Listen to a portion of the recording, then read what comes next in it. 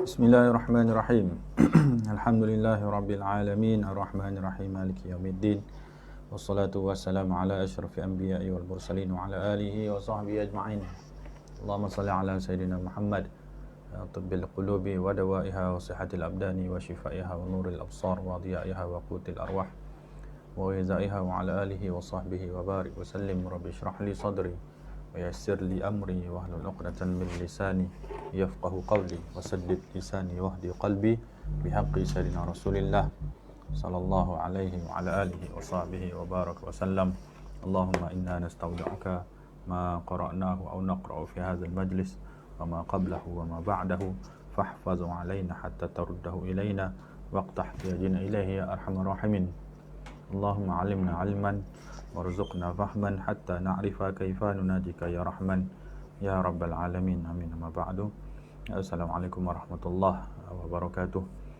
Pada tuan-tuan puan-puan yang sudi meluangkan masa pada pagi ini. Pagi pun dah lewat pagi lah kan.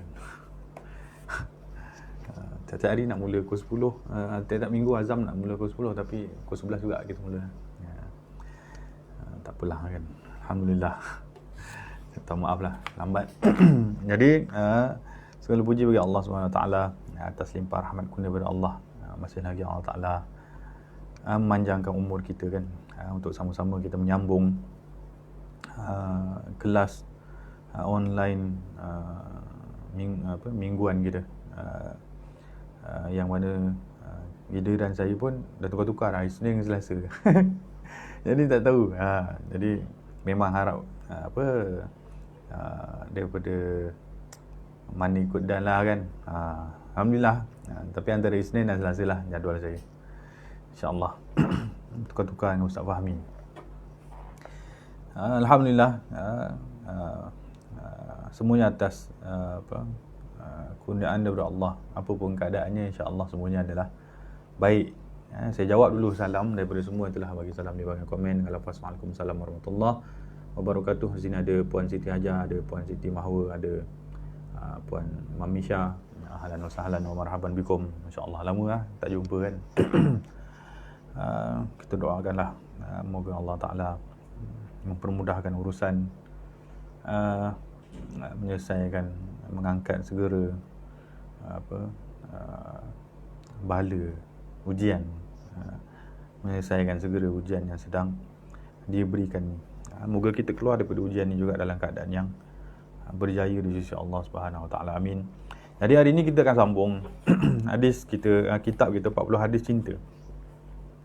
40 hadis cinta pada kecintaan Allah Subhanahu Wa Taala. Jadi setiap minggu kita maklumkanlah kita akan baca 2 kitab, 40 hadis cinta dan kitab Ayyuhal Walad. Ini kitab sampingan lah. Kalau berkesempatan lepas baca kitab ni, kitab 40 hadis cinta ni, kita akan baca kitab Ayyuhal Walad, insya-Allah. Kita dah masuk kepada hadis yang ke-29 dalam kitab ni, muka surat 87. Hadis yang ke-29, 29, muka surat 87. Jadi kalau ada kitab ni boleh tengoklah. Bismillahirrahmanirrahim. Wa bi sanadina muttasilun ila sahibil muallif al-alim ar-rabbani Syekh Yusuf Muhyiddin Riqal Bakhr Al-Hasani hafizahullah taala, wa ila ustazina Al-Ustaz Tengku Ahmad Safi, Tengku Abdul Rahman, amalahullah wal muslimina bi lutfil khafi. Amin. Hadis yang ke-29, an Ibnu Umar radhiyallahu anhuma anna rajulan jaa ila an-nabiy sallallahu alaihi wa ala alihi washabihi wa baraka wa sallama fa qala ya Rasulullah ayyun nasi ahabbu ila Allah wa ayyul amali ahabbu ila Allah. فقال رسول الله صلى الله عليه وعلى آله وصحبه وبارك وسلم أحب الناس إلى الله تعالى أنفعهم للناس وأحب الأعمال إلى الله تعالى سرور تدخله على مسلم أو تكشف عنه كربة أو تقضي عنه دينا أو تطرد عنه جوعا ولأن أمشي مع أخ في حاجة أحب إلي من أن أعتكف في هذا المسجد يعني مسجد المدينة شهرا ومن كف غضبه ستر الله عورته ومن كظم غيظه ولو شاء أن يمضيه أمضاه ملأ الله قلبه رجاء يوم القيامة ومن مشى مع أخيه في حاجة حتى يتهيأ له أثبت الله قدمه يوم تزول الأقدام. Masya Allah, hadis ni manfaat sangat ni. Kalau berkesempatan ni hafallah hadis ni. Banyak manfaat. Masya-Allah. Daripada Sayyidina Ibnu Umar. Jadi Ibnu Umar ni anak kepada Sayyidina Umar, itu terjemahannya lah. Ibnu Umar anak kepada Sayyidina Umar, maksudnya namanya Abdullah bin Umar. Seorang yang sangat mencintai Nabi sallallahu alaihi wa alihi wasallam. Antara sahabat kecil yang setiap gerak-geri Nabi SAW tu sentiasa akan cuba dilakonkan semula, masya-Allah. Akan dilakonkan semula. Ya. Jadi itu dia beliau kalau nak bergerak tu, memastikan gerakan yang dilakukan tu, dia akan tanya dulu, adakah gerakan ni ada dilakukan oleh Rasulullah, kan. Sayyidina Abdullah bin Umar tu sebagai contoh bagi kita bahawa dalam hubungan kepada Rasulullah SAW itu bukan perlukan kedekatan jasad, walaupun berjauhan masih lagi boleh kita menghayati kehadiran Rasulullah SAW dalam hidup kita. Abdullah bin Umar radhiyallahu anhuma sentiasa menzahirkan percontohan cara dalam kehidupan beliau kepada orang-orang yang mengikuti beliau, bagaimana kita mencintai Rasulullah walaupun berjauhan jasad, sebab Rasulullah dah wafat kan.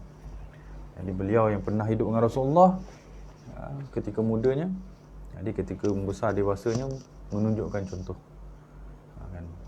Kita untuk mengenang Rasulullah SAW dalam kehidupan adalah dengan jiwa kan.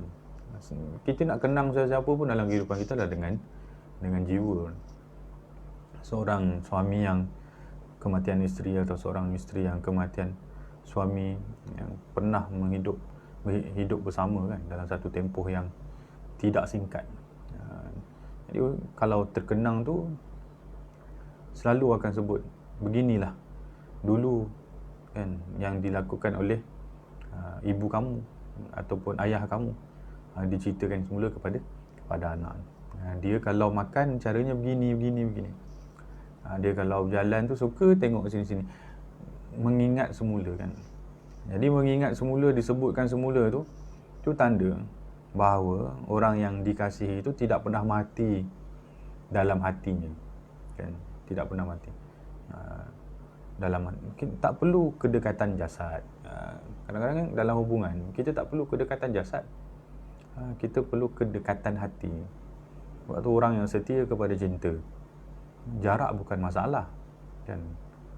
Orang yang setia kepada cinta, jarak bukan masalah. Memang ada rindu, dan rindu tu menyakitkan, tapi rindu tu juga menguatkan hubungan yang berjauhan tu. Maka dalam hubungan kita kepada Rasulullah SAW, kita tak pernah bertemu dengan Rasulullah bukan bermakna kita jauh daripada Rasulullah. Kerana Rasulullah SAW itu kalau hidup di hati kita, maka dekatlah baginda dengan kita. Dekatlah kita dengan baginda sebenarnya. Sebab Rasulullah itu sentiasa dekat dengan umat. Ketika hidup saja, Rasulullah SAW itu tak pernah ada ruang lupa terhadap umat. Sentiasa melakukan segala dalam perbuatan baginda tu, melakukan untuk kebaikan umat. Itu kehidupan Rasulullah. Kalau kita baca sirah, kita akan tahu Rasulullah SAW ni dalam perbuatan ni ada manfaat untuk kita. Ada kenangan baginda yang baginda luahkan kepada umat akhir zaman kita lah. Subhanallah. Jadi Rasulullah tak pernah jauh daripada umat. Tapi kita dekat tak kepada Rasulullah, itu persoalan dia. Kalau kita rasa Rasulullah jauh, silap. Sebab baginda tak pernah lupa kita ketika hidup. Tapi kita ingat tak baginda ketika hidup? Jadi kitalah yang menjauhi Rasulullah. Kalau kita kalau kita rasa Rasulullah jauh daripada kita, sebenarnya bukan Rasulullah jauh, tapi kitalah yang jauh daripada Rasulullah SAW. Maka dekatkan kembali diri kita kepada Rasulullah dengan menjadikan hati kita ni lah hati yang sentiasa mengingati baginda sallallahu alaihi wasallam. Dari hati yang sentiasa mengingati seseorang, itu ada bukti. Yang pertama ni sama ada diluahkan pada ucapan kan. Selalu sangat cerita tentang orang yang disayang tu. Kan macam parent kalau cerita tentang ayah, cerita tentang ibu cerita tentang ayah. Terutamanya kalau dah meninggal, dah wafat. Dulu ibu kamu macam ni, ayah kamu macam ni. Itu selalu disebut-sebut. Itu tanda sayang. Maksudnya dalam hati tak pernah lupa. Akal ni dia tak berupaya untuk mengingat dalam tempoh masa yang panjang. Walaupun ada orang cuba bahaskan potensi akal ni untuk mengingat yang panjang, yang lama-lama tu. Sebenarnya hakikatnya kata ulama, yang kekal di minda ni adalah yang kekal di hati. Kerana orang kalau hatinya telah menyimpan perkara tersebut, maka akalnya tak mampu untuk lupa kan? Kerana akal ni dia memilih apa yang dia nak ingat, apa yang dia nak lupakan. Tapi yang mengesahkan ataupun yang menyebabkan kekal atau lupa sesuatu tu ada faktornya, ada kesan, ada pengaruhnya daripada hati. Orang kalau dah ingat sesuatu hati, maka akal susah nak lupa. Jadi mulut yang sentiasa menyebut tentang sesuatu tu kerana banyak fikir. Yang banyak fikir di akal ni kerana banyak disebut di hati, tak pernah lupa. Jadi hati kita dulu dalam hubungan kepada Rasulullah. Kalau orang tanya macam mana nak ingat Rasulullah, hati dulu kena ada ingat Rasulullah. Jadi ingat kepada Rasulullah SAW ini bukan ingat macam kita cuba ingat formula kan. Ingat dalam hati kepada Rasulullah ni adalah ingat cinta, sayang. Orang kalau sayang sesuatu mustahil dia lupakan perkara tu. Kalau sayang sesuatu mustahil lupa kan? Kita ada sayang sesuatu perkara, bukan manusia pun, yang kita simpan dalam hati kita, hari-hari kita fikirkan tentang perkara tersebut, maka perkara tu yang akan sentiasa always dia masukkan dalam minda kita. Tiba-tiba teringat. Subhanallah. Tu jiwa. Itu kalau orang sayang maka selalu sebut kerana selalu ingat kerana selalu tak pernah lupa. Yang kedua, pergerakannya adalah pergerakan yang sentiasa menzahirkan perbuatan kekasih dia. Kan? Orang kalau angau tu angau lah kan. Cinta kan? Cinta, angau lah. Budak-budak remaja tu. Dia makan pun, dia akan cuba ingat balik macam mana dia punya kekasih dia makan. Kemudian dia cuba. Sampai mak dia tanya, kamu dulu tak pernah buat macam ni. Kenapa tiba-tiba macam ni? Makan pelik sangat ni. Rupanya dia tak cerita kat mak dia, tapi dia hatinya sedang mengenang cara makan kekasih dia, makan dia tu. Dia sedang melakonkan semula perbuatan kekasihnya tanpa orang lain tahu pun. Maka gerakan perbuatan itu ada isyarat, gambaran rasa sayang kepada kekasih. Sebab tu dalam melakukan sunnah, kita melakukan sunnah ada dua perkara, ada dua sebab, tapi yang menyebabkan ia kekal satu. Orang melakukan sunnah dengan dua sebab. Satunya kerana ganjaran, yang kedua kerana cinta. Siapa melakukan sunnah Rasulullah kerana ganjaran, maka perbuatan tu akan on off. Kejap ada, kejap tak ada. Sebab ganjaran ni kan bonus. Bonus ni kadang-kadang orang kejar, kadang-kadang orang tak kejar, orang tak kisah pun hilang. Sebab sifat manusia tu begitu kan, dia bukan sentiasa tamak pada ganjaran, kadang-kadang dia malas kan. Itu sebab pertama. Tapi yang kekal dalam melakukan sunnah adalah kerana sayang, cinta kepada Rasulullah, kekasih hati orang itu. Kalau dia cinta kepada Rasulullah SAW, maka segala gerak-geri Rasulullah tu akan dia lakukan semula, kerana itulah cara dia nak ingat Rasulullah. Kita melakukan semula perbuatan perbuatan kekasih kita, kerana itulah cara kita nak ingat dia kan? Bukan kita saja-saja melakonkan perbuatan kekasih kita tu sekadar itu saja. Kita melakukan semula kerana di situlah titik kita nak ingat dia. Lagi banyak perbuatan kita yang kita lakukan sama macam perbuatan dia dulu atau perbuatan dia, maka makin dekat rasa hati kita dengan dia. Sebab tu ulama suruh kita lakukan perbuatan sunnah Rasulullah, kerana perbuatan sunnah Rasulullah itu mendekatkan hati kita dengan Rasulullah. Apabila dekat hati kita, maka makin sayang. Tapi orang terkeliru antara cinta dengan ganjaran.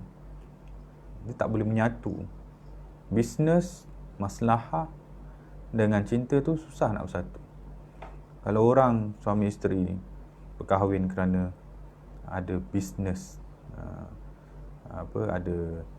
ada maslahah, saya kahwin dengan awak sebab awak ada duit, awak kahwin dengan saya sebab saya cantik, win-win lah kan? Itu takkan lama. takkan lama, hilang. Sebab bila lelaki tu miskin, perempuan tu dah tak sayang. Ataupun bila perempuan tu dah tak cantik, lelaki tu dah tak sayang. Jadi hubungan berdasarkan bisnes, win-win. Tak ada memberi tanpa balas, cinta tanpa syarat, maka itu takkan kekal lama. Subhanallah. Itu kehilangan zaman ini. Orang bercinta kerana sesuatu. Itu yang merosakkan hubungan. Maka Rasulullah mengajar kita dalam hubungan, baginda mencintai kita tanpa syarat, kan? Baginda memberi terus memberi tanpa minta daripada kita apa pun perkara dari sudut materialistik, kecuali satu saja. Rasulullah minta cinta semula, kan? Aku korbankan masa, tenaga, harta agar sampai cinta kepada kamu, tapi kamu tak perlu bayar pun dengan perkara-perkara selain daripada cinta. Rasulullah minta cinta yang Rasulullah minta daripada kita, maksudnya hati kita ni mencintai baginda, itu bukan untuk kebaikan baginda pula, kan? Kamu cintai aku, bukan untuk baginda. Bila Rasulullah dicintai itu Rasulullah rasa hebat, bukan? Sebab Rasulullah tak perlu cinta kita. Rasulullah cukup cinta Allah. Tapi Rasulullah suruh kita cinta baginda, sebab dengan mencintai baginda kita selamat. Kita selamat. Subhanallah. Jadi Rasulullah tu jujur dalam mencintai. Kita perlu jujur juga dalam mencintai baginda. Itu kita belajar. Orang yang mampu mencintai baginda tanpa syarat, maka dia akan faham bagaimana berhubungan kepada Allah Subhanahu Wa Taala. Yang mana Allah Taala mencintai hamba-Nya tanpa syarat juga. Subhanallah. Itu pelajaran kita boleh ambil daripada Abdullah bin Umar radhiyallahu anhu. Bacalah sirah para sahabat, kan? Kita perlukan contoh dalam kehidupan untuk melakukan sesuatu. Sebelum kita mati, kita kena jamin, kita kena ada jaminan kita mati dalam keadaan yang baik. Tapi kalau kita tak tahu perbuatan kita baik ke buruk, itulah yang menakutkan. Okey ke tak, itu yang buat kita takut mati. Sebab kita tak confirm perbuatan kita ni baik ke buruk. Sebab kita rasa perbuatan kita ni daripada pilihan kita, rasanya elok dah ni rasanya. Tapi cuba kalau perbuatan kita tu betul-betul daripada perbuatan orang-orang yang diridai oleh Allah, perbuatan para sahabat, orang soleh, yang mana mereka ni ada jaminan ketika hidup mereka bahawa mereka ni daripada kalangan orang yang baik, dijamin oleh orang yang baik, diiktiraf oleh orang yang baik bahawa mereka adalah orang yang baik. Kalau perbuatan kita sama macam perbuatan mereka, maka kita tak takut untuk mati. Kerana kita waktu tu kita tahu kita buat bukan ikut apa yang kita nak. Kita buat sama macam yang mereka buat. Yang mereka buat bukan macam yang mereka nak. Mereka buat mengikut apa yang Rasulullah nak. Jadi itulah kekuatan dalam kehidupan. Orang yang hidupnya baik, dia takkan takut mati kerana dia telah melakukan yang terbaik. Orang yang tak melakukan yang terbaik saja yang takut. Jadi kita kena ada mentaliti, saya nak perbuatan saya ni perbuatan yang diredai oleh Allah. Maka perbuatan yang diredai oleh Allah itu adalah perbuatan orang yang diiktiraf dia orang yang diredai oleh Allah. Ini golongan salihin. Jadi kita contohi. Okey? Panjanglah pergi dah tu. Kemudian dalam hadis ni, itulah motif dia dalam menggerakkan perbuatan kita. Kita nak perbuatan yang diridai oleh Allah. Subhanallah. Kita sangat terhutang budi kepada orang-orang terdahulu, generasi-generasi awal yang membuka persoalan-persoalan, bertanya kepada Rasulullah SAW perkara-perkara yang kita pun kena tahu.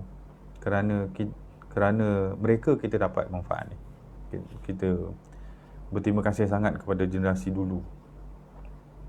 Macam mana kita berterima kasih kepada generasi yang memerdekakan tanah air kita. Kita berterima kasih juga kepada generasi yang memerdekakan kita daripada api neraka dengan membawa berita-berita ni. Jadi ini satu perkara yang besar. Ketika Abdullah bin Umar berceritakan bahawa ada seorang lelaki datang kepada Rasulullah SAW. Lalu orang itu bertanya, "Wahai Rasulullah, manusia manakah yang paling dicintai oleh Allah? Dan amalan apakah yang paling dicintai oleh Allah?"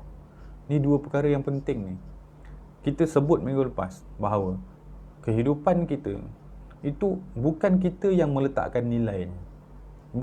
Kita boleh menilai diri kita, kita boleh menilai kehidupan kita. Kita boleh buat. Tapi bermaknakah penilaian kita terhadap diri kita? Faham ke saya tu? Maksudnya, kita boleh tak letak markah diri kita? Boleh, kita boleh letak. Saya ni orangnya baik, Masya Allah. Daripada 100 tu dapatlah 95 markah. Boleh tak? Boleh.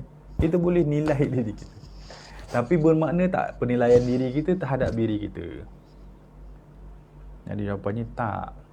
Kerana di akhirat nanti kita bukan menilai diri kita ikut apa yang kita nak, cara yang kita nak, kayu ukur yang kita nak. Penilaian diri kita bukan menurut apa yang kita mahu. Penilaian diri kita menurut apa yang Allah Ta'ala mahu. Jadi kalau di dunia kita letakkan markah kepada diri kita, itu mungkin tak bernilai di akhirat kalau penilaian itu tidak ada kaitan dengan penilaian Allah. Jadi kalau kita nak menilai diri kita, kita kena menilai diri kita. Sebab kalau kita tak menilai diri kita, kita tak tahu di mana kedudukan diri kita ni. Sebab tu ada muhasabah. Muhasabah ni menilai diri. Cuma menilai diri bukan ikut kacamata kita. Kerana kita akan sentiasa berpuas hati dengan sedikit.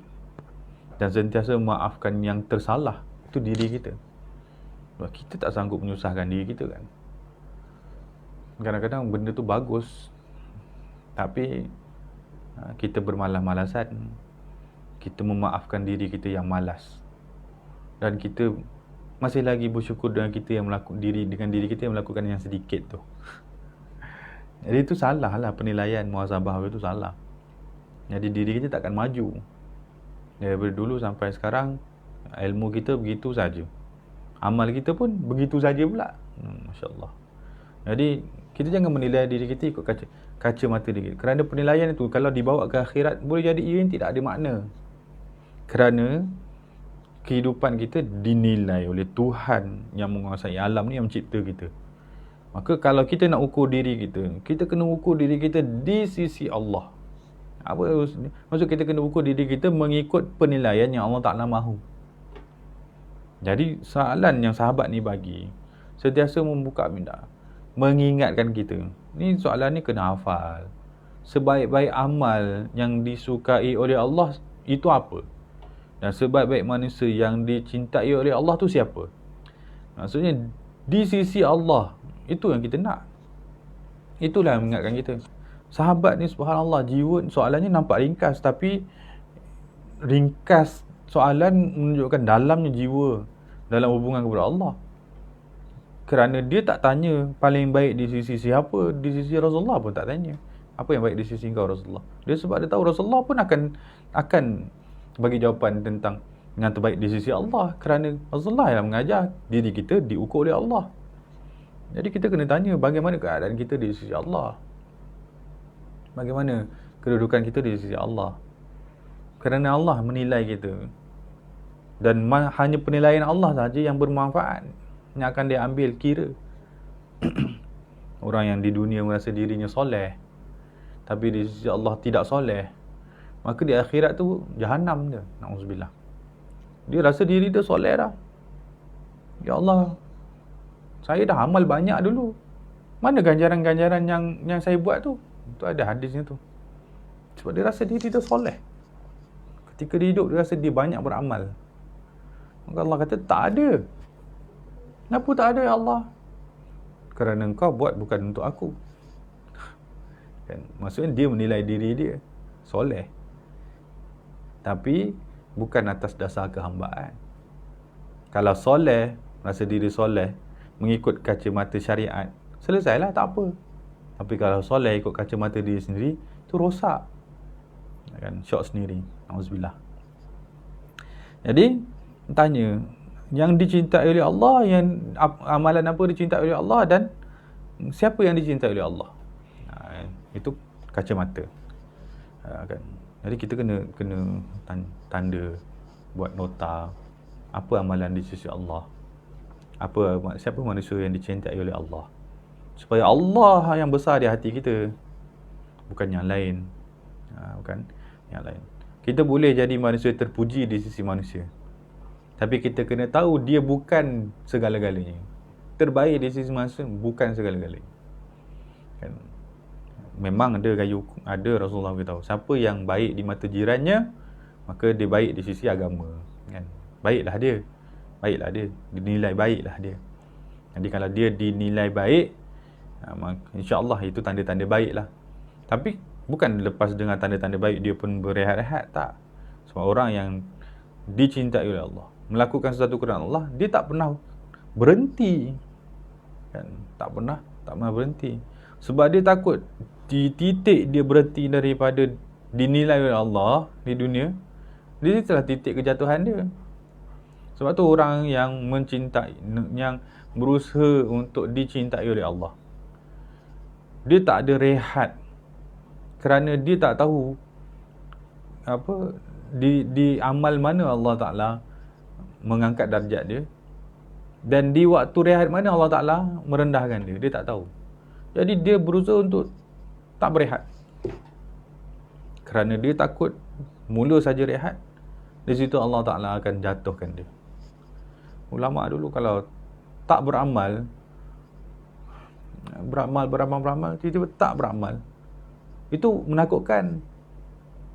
Kenapa tak beramal ni? Kenapa susah nak beramal? Apa yang berlaku pada diri saya?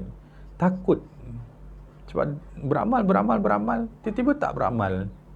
Jadi takut ditolak dari sisi Allah. Maksudnya tak diterima oleh Allah, kan? Sebab yang semalam itu semua cerita tentang semalam. Sebab tu ulama tak berpegang dengan kenangan amal. Banyaknya dulu buat. Sebab semalam, kenangan tu tentang semalam. Semalam boleh jadi diterima dan boleh jadi ditolak. Sebab tu ulama terus banyakkan, sampai keliru anak murid. Semalam dah buat banyak, hari ni lebih banyak. Tak letih ke? Anak murid selalu tanya pada guru dia, tak letih ke buat banyak ni? Guru dia pun jawab mudah je, semalam. Yang hari ni lah. Semalam tak tahu Allah Ta'ala terima ke tak, jadi hari ni saya kena buat banyak. Kalau semalam mampu buat banyak, kenapa hari ni buat sikit? Saya takut yang banyak semalam pun tak diterima, hari ni sikit lagi, langsung takut tak diterima juga. Jadi sang guru tu sentiasa menzayakan buat banyak. Subhanallah. Itu luar biasa, kan? Manusia yang hidup mencari redha Allah. Orang mencari redha manusia saja, dia tak pernah berhenti, kan? Orang yang mencari redha manusia, dia tak pernah berhenti, kan? Macam contoh lelaki tu, dia nak kahwin dengan, dia nak mengoratlah perempuan tu, sampailah perempuan tu terima lamaran dia, kan? Selagi perempuan tu tak melafazkan saya terima awak sebagai pasangan, selagi tu dia tak pernah berhenti memberi. Tengok anak-anak muda lah, anak-anak remaja kita, kan, yang cinta, kan? Mungkin kita pun pernah lalu tempoh-tempoh tu, kan. Selagi lah kita punya pasangan tu masa muda dulu tak cakap saya terima awak sebagai pasangan, kita pun terus memberi, buat layanan elok, tanya ada apa-apa nak tolong tak, kan. Kita pun tolong masak ke, tolong buat kek ke, tolong belikan sesuatu ke, kan. Kalau lelaki tu sampai habislah duit ayah dia, kan, ni saya bagi hadiah ni, pakai duit ayah saya kan.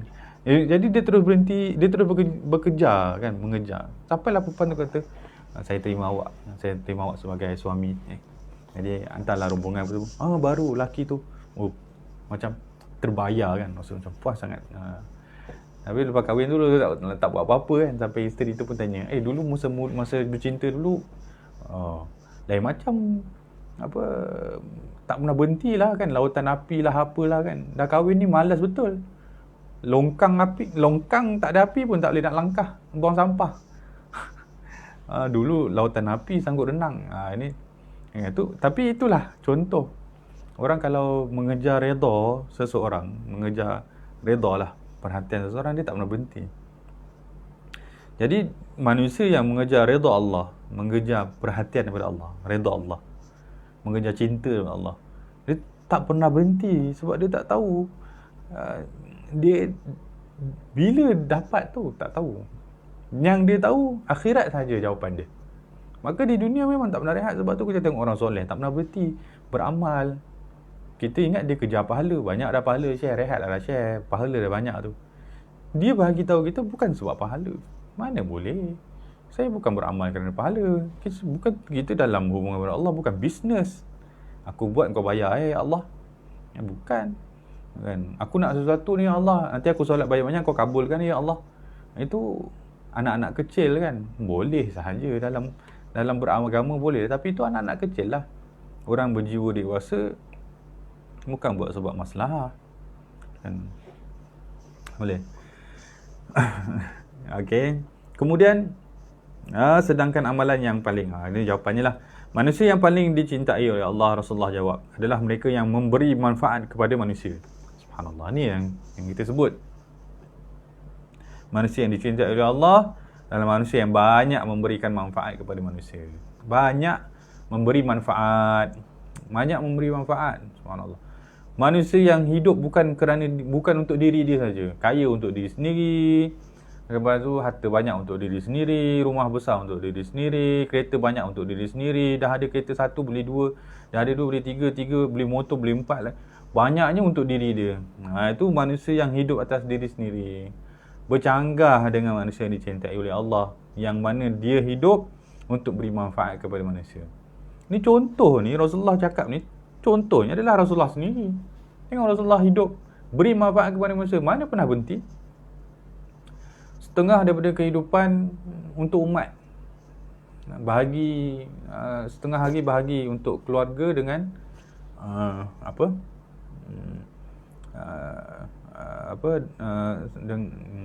satu lagi, pengurusan diri ke apa?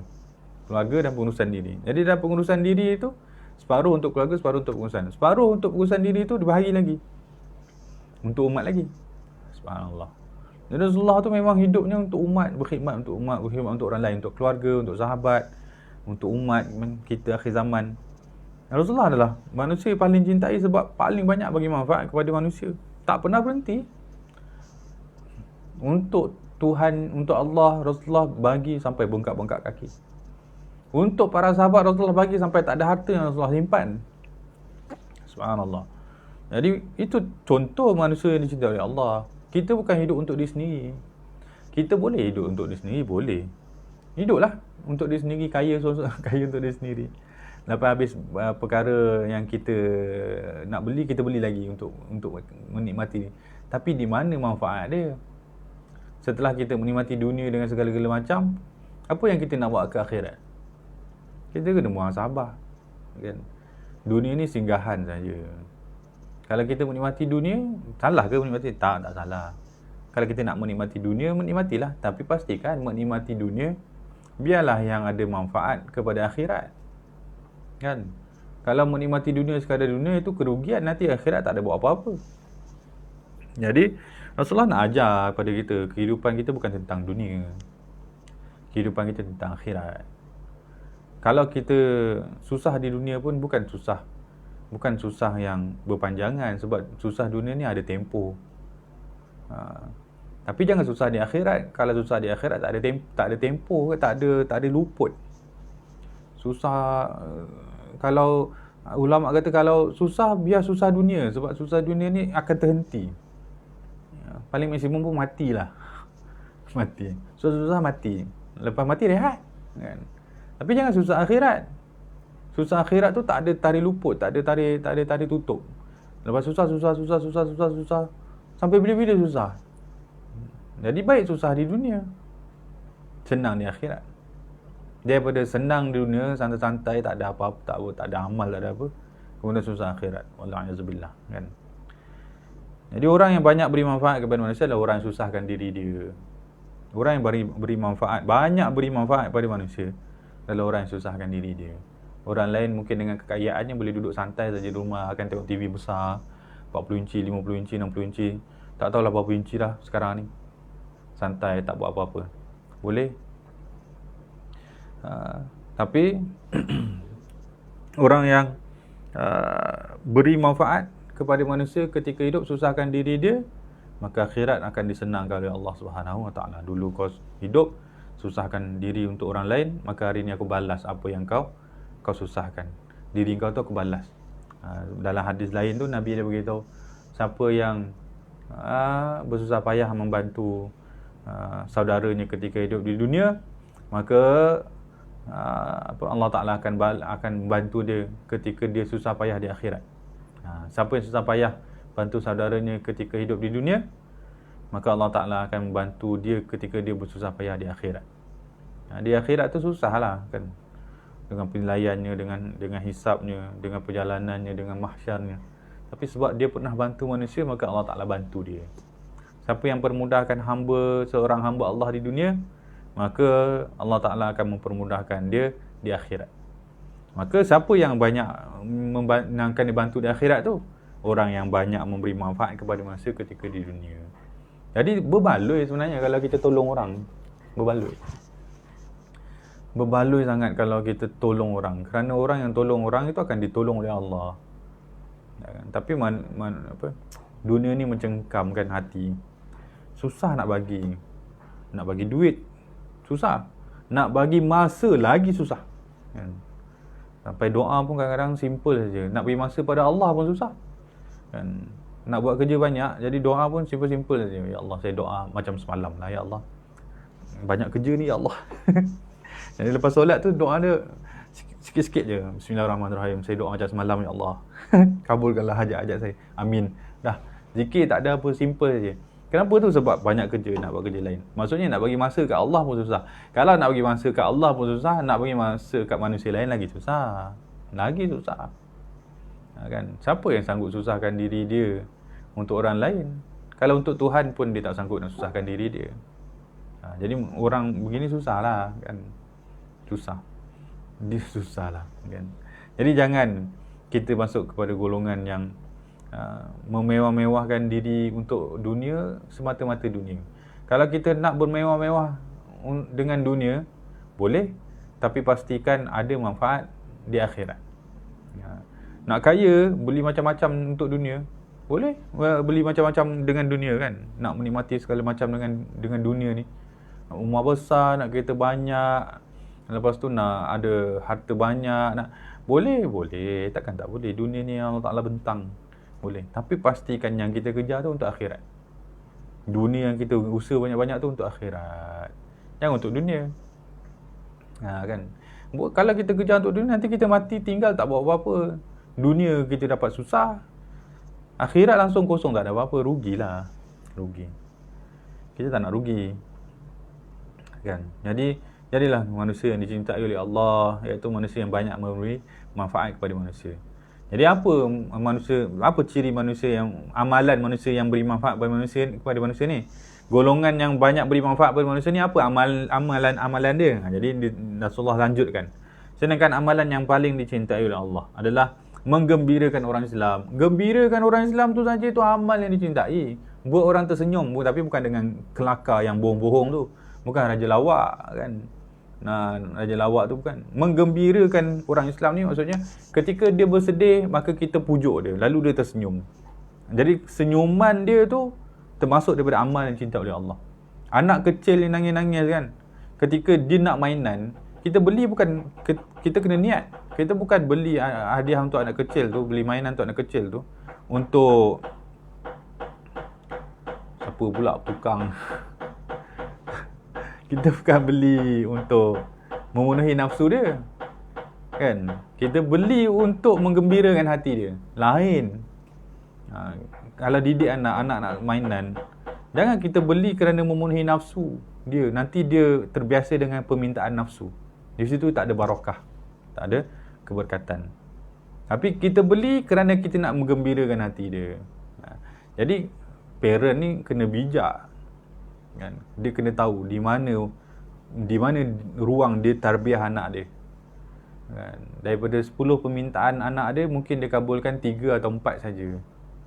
Jadi 3 dan 4 tu menggembirakan betul anak dia. Tu amal yang baik. Tapi kalau dia terus menurut kemahuan anak, jadi anak tu nanti jadi macam manusia yang dibesarkan dengan keinginan dan kemahuan diri sendiri. Tu bahaya kan. Nanti tak biasa susah. Sebab tu anak yang tak biasa susah tu bukan kerana anak tu, tapi salah didikan keluarga tu, parent tu. Masa kecil tu tak pernah diajar pun membelakangkan keinginan ataupun menangguh keinginan. Sentiasa dituruti. Orang kata anak dia manja, tapi dia tak perasan. Tapi tak salah anak tu, kerana didikan tu datang daripada keluarga tu, daripada parent tu. Parent tu lah, ayah kena beli mainan untuk kamu, ayah kena tunaikan permintaan sebab ayah dulu susah, tak merasa. Itu kenangan ayah tak boleh dibawa pada anak, nanti rosak. Kan? Anak tak biasa mengawal keinginan. Tiba-tiba kita memang sogok. Jadi dia besar nanti lemah jiwa dia. Tambah pula ayah nak bagi nasihat, kamu nanti dah besar kerja elok, cari kerja yang gaji ada pencen apa semua kan. Susah kalau tak ada pencen ni. Hidup ni kalau susah tu susah. Banyak betul susahnya ayah tu nak bagi tahu pada anak tu. Bahaya. Sebab dunia ni memang tempat untuk bersusah-susah. Allah Ta'ala mana ada bagi senang pada manusia di dunia ni dengan makna kesenangan hakiki. Jadi kalau anak tak pernah faham makna susah, nanti dia dewasa macam anak kecil lagi.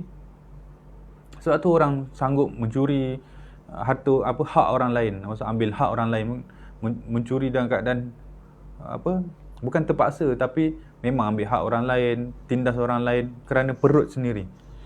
Kerana dulu masa mungkinlah salah faham. Na'udzubillah. Jadi kita tak nak. Tu jauh lah pergi tu bila nak habis ni. Kan. Jadi termasuk daripada amal yang paling dicintai Allah menyenangkan hati orang Islam. Sebab tu kalau kita kat Facebook nanti, kalau kita ada benda-benda yang menggembirakan, jangan tulis benda yang menyesakkan jiwa orang kan? Tulis perkara yang melapangkan jiwa orang. Tulis yang rahmat Allah tu masih besar. Jangan cerita tentang himpitan dunia ni, macam ibarat tak ada Tuhan dah yang akan selesaikan masalah kita. Ni kalau orang tak selesaikan masalah kita ni, habislah kita. Tak boleh. Itu hilangkan ketuhanan daripada jiwa orang, sampai orang tu rasa bergantung sangat kepada manusia. Sedangkan kita kena didik jiwa manusia ni. Allah lah yang bagi masalah, Allah juga yang selesaikan masalah. Kan? Jadi tulis perkara yang menyenangkan. Kemudian atau menghilangkan kesusahan daripada orang Islam. Ni kalau ada orang minta bantuan, selesaikan saja. Sampai ulama kata tak boleh tanya sebenarnya kalau orang minta duit nak guna untuk apa. Kan? Kalau kita ada duit kita bagi, kalau kita tak ada duit kita doa lah, kita angkat tangan, saya tak mampulah nak bagi. Tapi kata ulama tak boleh nak tanya. Sebab kadang-kadang rasa malu orang yang minta tu tebal kan. Dia cuma antara dua je. Bila orang minta, kita pilihan kita nak bagi, kalau tak nak bagi, kita tak bagi. Adabnya begitu. Sebab itu yang Rasulullah ajar. Nanti kita kata kamu ni mesti sindiket kan, minta-minta duit ni. tak perlu kan. Itu dah jatuh pada sangka-sangka yang buruk. Bukan, kita tak ada. Hatta kalau sindiket pun kita bagi bukan sebab kita bersetuju dengan sindiket dia, tapi sebab kita nak beramal kan. Kita nak memberi, kita tak tengok siapa pun. Kita nak bersedekah pada orang kaya boleh, pada orang miskin pun boleh. Cumanya kalau sedekah ni paling terbaik bagi pada orang miskin lah. Sebab manfaat di situ ada manfaat yang lebih besar. Tapi kalau kita nak bagi pada orang kaya tak ada masalah, sebab kita nak perbuatan sedekah tu tanpa melihat orangnya. Hatta kalau dia pembohong sekalipun, hatta kalau dia pencuri atau dia pelacur sekalipun, itu tak kisah kan. Kalau mampu kan. Jadi hilangkan kesusahan tu lebih baik. Hilangkan kesusahan orang Islam. Atau bayarkan hutangnya. Kan, kalau tak nak bagi pada dia, bayarkan hutang dia, selesaikan masalah dia. Atau hilangkan kelaparan daripadanya. Jadi bagi orang ketika dia bagi menyumbang makanan kepada orang yang lapar tu, pahalanya masya-Allah besar. Dan amal dicintai oleh Allah. Kata bahawa aku lebih suka untuk berjalan bersama dengan saudara yang memerlukan berbanding aku duduk beriktikaf sebulan di dalam masjid. Ini ulama sebut amalan orang kaya. Ibadah orang kaya yang paling utama adalah dia keluar cari orang susah bagi bantuan. Orang kaya bukan duduk di rumah amal banyak kekayaan dia untuk diri dia saja. Tak boleh, tak betul. Sebab kalau manusia faham harta yang Allah bagi itu hakikatnya bukan milik dia untuk dia simpan dan tak bagi pada orang lain. Harta yang Allah bagi kepada dia adalah laluan untuk ibadah dia. Kan? Anak, harta, pekerjaan, apa sahaja yang Allah Ta'ala bagi nikmat dalam hidup kita, masa, umur, itu semua sebagai ibadah. Bukan untuk kita peram kan. Tak betul. Kalau kita peram untuk kebaikan masa depan, tak apalah kan. Masuk apa, saham ke, masuk pelaburan apa-apa, itu untuk nanti dah kembang, nanti nak sedekah lebih banyak. Itu tak ada masalah. Tapi kalau simpan, nanti nak beli rumah dah ada 3, nak beli rumah yang keempat, itu kita pun tak tahu untuk apa kan, banyak-banyak. Asasnya adalah takut susah. Itu tak betul. Jadi Rasulullah kata, aku lebih suka berjalan dengan orang yang susah. Maksudnya, memenuhi keperluan orang susah. Jadi Rasulullah suka berjalan. Memang Rasulullah rutinnya pergi pusing pekan Madinah. Tanya ada tak sahabat yang dalam memerlukan. Sahabat ni memerlukan, sahabat tu memerlukan. Hatta Rasulullah bagi sampai habis pun harta. Hatta orang ketuk rumah Rasulullah ada tak barang ni, nak minta bantuan. Rasulullah kata, aku tak ada simpan apa-apa barang. Kamu pergilah pasar, hutang nama aku, nanti aku bayarkan. Rasulullah ajar kita tak boleh lari daripada makhluk. Kerana makhluk boleh jadi orang yang boleh jadi saksi kebaikan kita di akhirat. Jadi kalau kita dikenali dengan kebaikan, itu Masya Allah, tanda-tanda baik. Kadang-kadang orang keliru kan, dengan harta yang banyak untuk kesenangan diri. Keliru. Dia ingat Allah Ta'ala bagi untuk itu. Tak. Dia ujian. Allah Ta'ala nak tengok harta yang banyak ni kamu nak bawa ke mana kan? Kamu dah ada kehidupan yang selesa, ada lebihan daripada harta tersebut, kamu nak letak ke mana? Jadi orang kadang-kadang tak pandai nak buat pembelanjaan kan. Dia merasakan keperluan tapi semua sekadar kemahuan. Handphone dah ada yang canggih, beli satu lagi. Dah ada 2, okey, mungkin keperluan zaman sekarang, beli ketiga. Untuk apa yang ketiga tu? Ini kalau standby. Kalau rosak nanti kita tu tak perlu. Kan dah keliru. Masya-Allah. Itu dunia tu menipu. Kan? Dunia tu menipu. Jadi ada amal yang kita buat untuk diri kita, kepada Allah, untuk diri kita je. Iktikaf macam Nabi sebut ni. Tapi ada amal yang lebih utama, kadang-kadang dalam satu keadaan lebih utama, seperti berjalan memenuhi keperluan orang lain. Jadi kita nilai.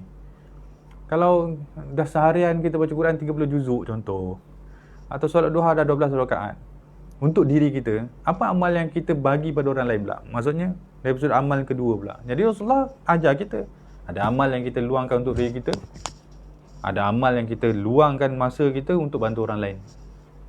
Jadi kena seimbang lah. Kemudian di dalam masjid ini, iaitu Masjid Nabawi di kota Madinah, barang siapa yang menahan kemarahannya, maka Allah Ta'ala akan menutup auratnya. Siapa yang menahan marah, maka Allah Ta'ala akan selamatkan dia di akhirat, insya-Allah. Jadi itu beruntunglah siapa yang pandai jaga diri. Di dunia ni tak rugi beramal. Jangan rasa bercatu-catu masa untuk beramal. Sepatutnya boleh baca Quran satu muka surat, pendekkan jadi setengah muka surat. Kenapa pendekkan? Sebab nak buat kerja lain. Bercatu-catu masa untuk beramal. Sebenarnya dia bercatu-catu amal untuk masuk ke syurga. Kan? Elok-elok Allah Ta'ala buka ruang, datangkan ilham, taufik, menggerakkan dia baca Quran ataupun melakukan amal, bantu orang lain. Mula-mula nak bagi 100, tiba-tiba tengok 50 lah, takut nanti esok tak ada duit. Kan? Jadi potong separuh. Bila potong separuh sebab apa? Sebab takut nanti hilang. Oh, Masya Allah. Sedangkan ilhamnya Allah Ta'ala bagi, bila kita nak bersedekah tu, maksudnya Allah Ta'ala nak tambah lagi. Tapi kita tak percaya pada Allah. Sebab tu kita potong RM50 jadi. Sebab memang peruntukan kita nak bagi 100 kan. Peruntukan kita nak bagi 100. Tapi kita takut nanti hilang pula, nanti tak cukup pula kan. Potong 50. Tu keyakinan tu belum ada. Keyakinan. Tak apa, masih baik. Kita sedang cerita antara baik dan terbaik. Kita bukan cerita yang tak baik dengan baik. Tak, kita cerita tentang nak jadi lebih baik. Jangan salah sangka pula. Macam kena wajib sedekah 100 je, tak boleh 50. Bukan. Maksudnya kita nilai diri kita. Kita tahu dalam kehidupan kita apa yang kita perlu. Kan? Kemudian barang siapa yang menahan kemarahannya, walaupun dia mampu untuk membalasnya, nescaya Allah Ta'ala akan memenuhi hatinya dengan perasaan penuh pengharapan pada hari kiamat. Siapa tahan marah, sedangkan memang hak dia untuk marah, kan? Memang hak dia untuk marah. Isteri yang suami yang dimarahi oleh isteri, contoh, kan? Memang hak suami nak balas balik. Awak tak hormat saya ketua keluarga, syurga awak di redha saya. Boleh nak marah balik isteri. Tapi tahanlah, kadang-kadang isteri marah bukan sebab dia saja-saja nak marah, kadang dia letih kan. Jadi jangan sensitif sangat. Suami sekarang pun pening juga, macam anak kecil juga. Orang marah dia pun nak marah juga kan. Isteri mula bebel, dia pun nak bebel juga. Tu suami kekanak-kanakan. Jadi tak boleh. Hak keharmonian rumah tangga tu pada kematangan suami. Isteri selama-lamanya ada emosi bercampur, fitrah Allah Ta'ala jadikan. Kan? Kita pun yang pilih dia sebagai isteri. Jadi kita tahulah karakter isteri tu. Memang ada masanya dia beremosi kan. Jadi keharmonian rumah tangga tu pada kematangan akal suami tu. Jadi kalau dimarahi isteri tu bukannya kehinaan, tu kelakar. Itu kelakar kan. Awak ni dah tahu saya kunci syurga awak pun awak boleh buat main dengan saya. Jadi kita kelakar lah. Kenapa dia tak terfikir aku ni kunci syurga dia? Jadi kita tersenyum sebab dia lupa kan. Biasalah. Jangan marah dia. Jadi siapa yang bersabar dengan kemarahan, nescaya Allah Ta'ala akan penuhkan hatinya dengan pengharapan. Jadi di akhirat tu Allah Ta'ala akan letakkan rasa selamat dalam hatinya. Orang di akhirat tu kan Allah Ta'ala letak rasa takut. Siapa nak tolong aku? Kan? Di akhirat tu takut. Tapi ada orang di akhirat tu Allah Ta'ala letakkan pengharapan. Dia rasa tenang.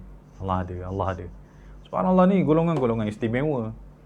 Orang yang diberi keistimewaan di akhirat, orang yang bersusah payah ketika hidup di dunia. Sebab tu jangan merungut dengan susah di dunia. Subhanallah. Kalaupun merungut dengan kesusahan di dunia, jangan kepada manusia.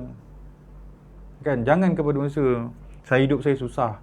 Kalau kita sebut hidup saya susah, cakap kepada manusia, kita mengadu tentang siapa? Kita mengadu tentang Allah kepada makhluknya. Hidup saya susah. Hidup saya susah tu maksudnya kita tanya, Allah susahkan hidup saya ni. Kita mengadu kat dia. Kita mengadu dekat manusia. Manusia yang dicipta oleh Allah. Jadi kita ni salah tempat lah. Salah tempat. Jadi kalau susah, mengadu pada Allah. Orang tengok kita macam tak ada masalah. Tapi sebenarnya masalah kita beribu-ribu. Tapi hanya Allah je yang tahu. Tapi kadang manusia dia ialah lemah kan. Nak cari tempat meluah. Tak apalah, luah lah. Tapi dengan adab.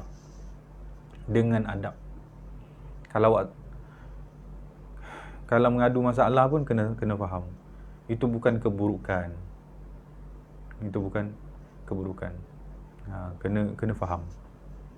Siapa yang manusia yang Allah Ta'ala pilih untuk disusahkan di dunia, itu manusia yang Allah Ta'ala letakkan perhatian dia kepada orang tu. Sebab Nabi ada sebut innallaha innallaha Ta'ala iza ahabba qauman ibtalahum. Allah Ta'ala kalau suka cinta pada satu kaum, Allah Ta'ala akan uji mereka. Allah Ta'ala akan menguji mereka. Itu luar biasa. Parent kalau sayang anak, memang cara dia nak dewasakan anak adalah dengan susahkan anak kan. Dia tahu dunia dewasa ni susah, emosinya, tenaganya. Jadi kalau anak dia membesar dalam keadaan tak bersedia, nanti kalau dia mati dia risau kan. Jadi sebelum dia mati, dia cuba dewasakan anak dia seawalnya. Itu parent yang betul-betul dia kasih sayang murni. Kalau parent tu masih lagi nak anak dia, kata sayang anak tapi masih lagi buat anak dia macam anak kecil tu, parent tu tak sayang anak dia. Dari satu hakikat lah. Kerana bila dia mati, siapa pula nak tolong anak dia? Kan? Itu cara memandang. Dan barang siapa berjalan bersama saudaranya yang mempunyai keperluan sehingga selesai urusan atau hajatnya, nescaya Allah Ta'ala akan menetapkan kakinya pada hari yang mana hari kaki-kaki tergelincir ke neraka. Jadi Nabi buat satu macam rumusan, barang siapa yang menyelesaikan masalah sahabatnya, masalah saudaranya, maksud keperluan. Maka Allah Ta'ala akan menetapkan kakinya pada hari kaki-kaki tergelincir ke neraka. Maksud Allah Ta'ala akan permudahkan dia ke syurga. Jadi orang yang tergelincir di akhirat tu, orang yang tak dapat bantuan Allah akan dimasukkan ke neraka. Jadi orang yang selamat ke syurga, orang yang dapat bantuan Allah. Orang yang dapat bantuan Allah adalah orang yang memberi bantuan kepada saudaranya. Jadi manusia yang dalam kesusahan, itu semua manusia yang itu semua keadaan yang Allah Ta'ala buka kepada kita sebagai amalan. Jadi bila ada orang susah, itu sebenarnya peluang untuk buat baik. Kita mungkin tak dapat bagi 100%, tapi mungkin kita boleh bagi 50%. Syekh saya pernah sebut, ketika Allah Ta'ala datangkan orang susah dalam kehidupan kita, orang yang susah lah dalam kehidupan kita, kalau kita tak dapat selesaikan masalah dia, kita tunjukkan jalan yang dia boleh selesaikan masalah dia. Sekurang-kurangnya kita bantu. Saya tak dapat selesaikan masalah awak.